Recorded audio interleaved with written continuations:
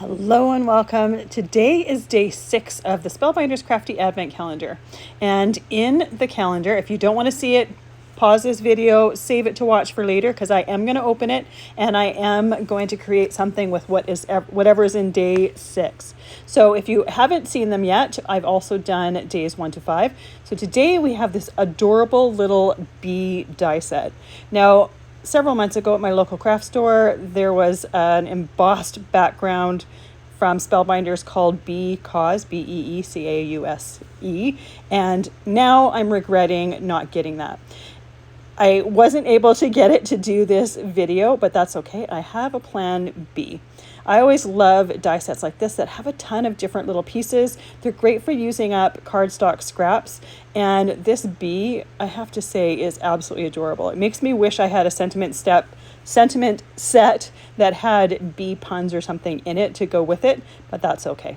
So I die cut all of my pieces out of some scraps. I'm using Beeswax Cardstock, which is that yellow cardstock for the yellow parts of the bee, black cardstock for the black parts. I have some vellum for the wings. You could also use like a pale gray if you wanted. I am not doing any ink blending on the die cuts for the little bee, but you certainly could if you wanted to add some extra dimension to it. This bee die set also has a tiny little flower and a tiny little flower stem. I did that flower out of some Dahlia Cardstock and the stem out of Peridot Cardstock. Now, when you die cut the bee head, it cuts out the ovals for the eyes. So what you saw at the beginning was me just putting some scraps of white in that background there that closes those openings there, and it gives you something to glue the black centers or the black pupils of the eyes. I also find with die sets like this that have some small bits and pieces to them that using reverse tweezers is super helpful. You can hold the piece, the tweezers hold it so you can move it from hand to hand. And I also like to use liquid glue when I'm gluing these pieces because it gives you a little bit of shimmy and a little bit of wiggle room. You can play around with your placement as you're doing it. It takes a few seconds for that glue to really hold and catch it, but that gives you some time to move and adjust. You don't have one chance to get it down exactly right. I often will use a large acrylic stamping block for putting on my die cuts while they're drying. It just holds everything nice and flat and frees up my hands to work on other things. So there's that tiny little flower. It's adorable, and you can put it in the bee's hand per se. Once the glue had started to hold, I glued on the vellum. Now, vellum doesn't like liquid, so you'll find that it doesn't really love if you put a whole lot of liquid glue on it. So I just put as little as possible and then set it aside to dry with that acrylic block on top of it.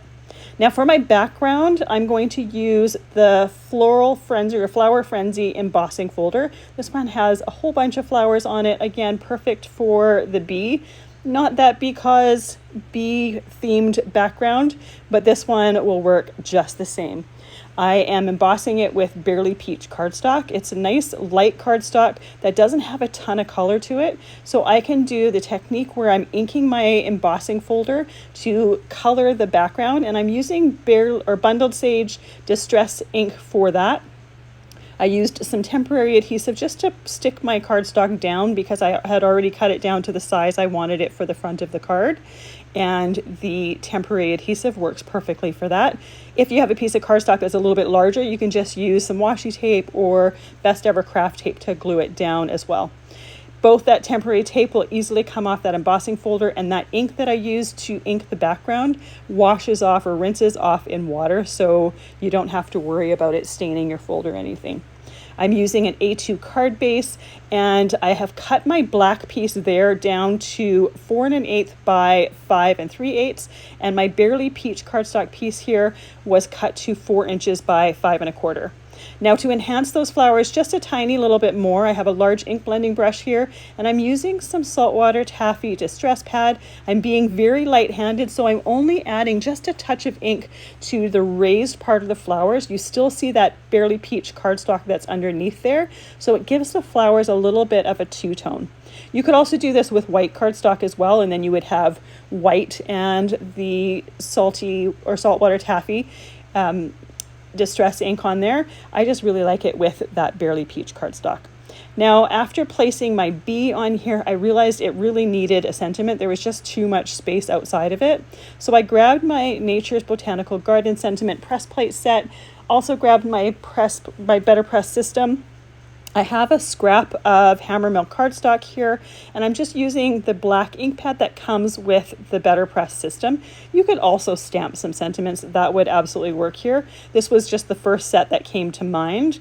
Once I have the clear plate put onto the base, I can put it through my die cutting machine for the pressure to really press that sentiment in there. And then I can use the coordinating die that comes with it to die cut that sentiment. Now, I always like to use some Best Ever Craft tape to tape my die down to make sure that when I am die cutting that sentiment, it's not going to shift on me. And by taping it down, I can ensure that. I reuse these pieces of tape many, many times until they don't stick, basically. So it's not that you need to use a new piece of tape each and every time. Put my stacking in my machine and then ran it through. And I always like to put my die cut in different areas on my cutting plates, just so that I'm kind of evenly wearing it out. With that die cut, I can glue that down to my card base. Now, I could have used one of the distress inks that I used on my background there if you wanted to use a color for inking that press plate. That totally worked as well. I chose the black because of the black accents on the bee, as well as the black matte behind my floral background. I thought it would suit it really, really well, but you could easily choose a colored ink to do that sentiment. To add a touch of sparkle, I have some stickles here. I put it on the antenna of the bee as well as the center of the flower, and then I'm just randomly putting it on the centers of some of the flowers in the background. I'm not putting a lot, it's just a tiny little dot, and so when you tilt it in the light, it's gonna just give it a tiny little shimmer, a tiny little bit of glitter. There is our finished card for day 6. Thank you so much for joining me today. I will see you tomorrow, and we will find out what's in day 7.